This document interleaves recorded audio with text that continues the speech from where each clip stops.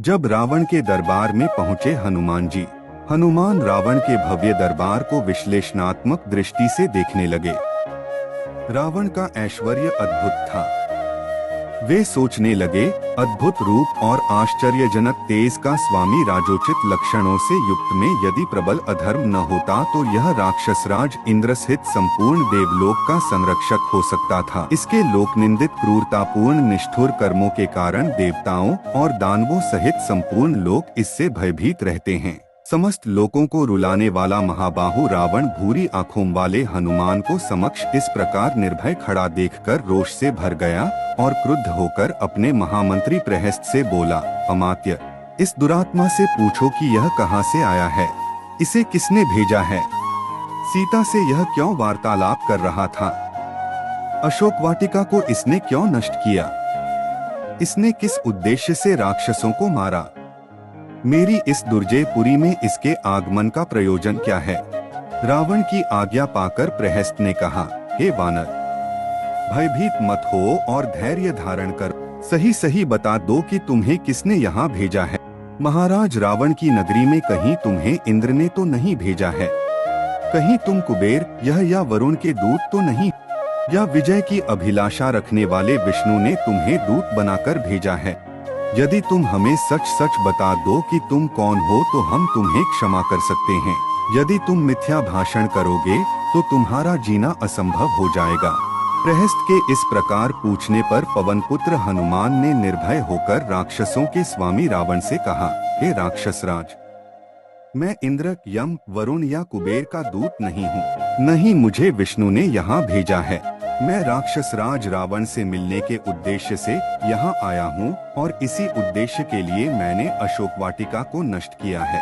तुम्हारे बलवान राक्षस युद्ध की इच्छा से मेरे पास आए तो मैंने स्वरक्षा के लिए रणभूमि में उनका सामना किया। ब्रह्मा जी से मुझे वरदान प्राप्त है कि देवता और असुर कोई भी मुझे अस्त्र अथवा पाश से बांध नहीं सकते। राक्षस राज के दर्शन के लिए ही मैंने अस्त्र से बंधना स्वीकार किया है।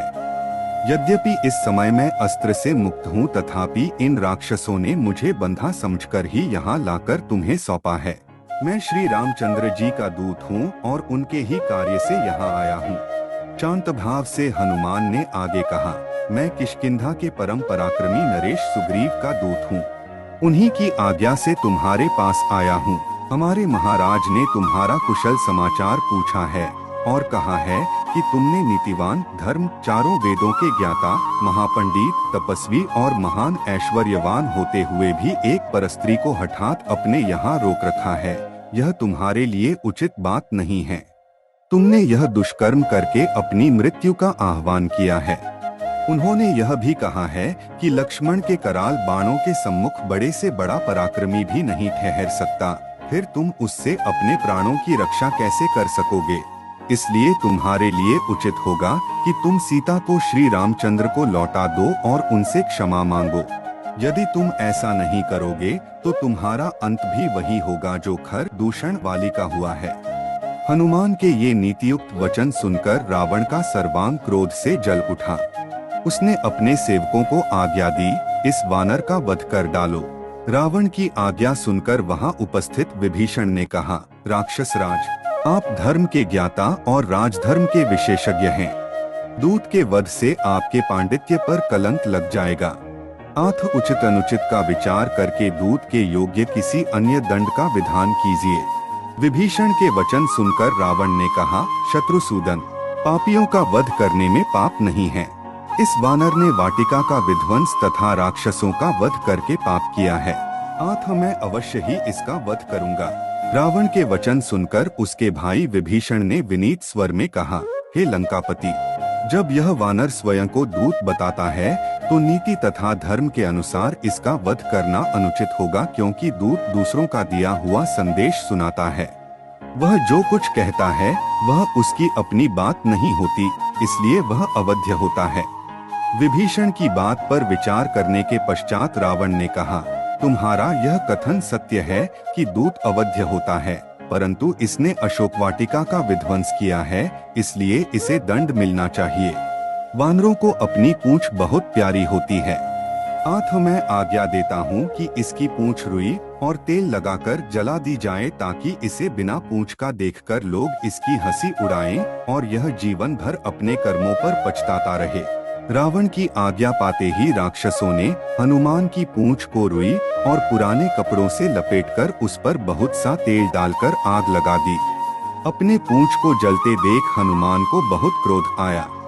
सबसे पहले तो उन्होंने रुई लपेटने और आग लगाने वाले राक्षसों को जलती पूंछ से मार मार कर पृथ्वी पर सुला दिया। वे जलते चीखते चिल्लाते वहां से अपने प्राण लेकर भागे। कुछ राक्षस उनका अपमान करने के लिए उन्हें बाजारों में घुमाने के लिए ले चले। उस दृश्य को देखने के लिए बाजारों में राक्षसों की और घरों के छज्जों तथा खिड़कियों पर स्त्रियों की भीड़ जमा हो गई। मूर्ख राक्षस उन्हें अपमानित करने के लिए उन पर कंकड़ पत्थर फेंकने तथा अपशब्द कहने लगे। इस अपमान से क्रुद्ध होकर स्वाभिमानी पवनसुत एक ही झटके से सारे बंधनों को तोड़कर नगर के ऊंचे फाटक पर चढ़ गए और लोहे का एक बड़ा सा चक्का उठाकर अपमान करने वाले राक्षसों पर टूट पड़े। इससे चारों ओर भगदड़ मच गई।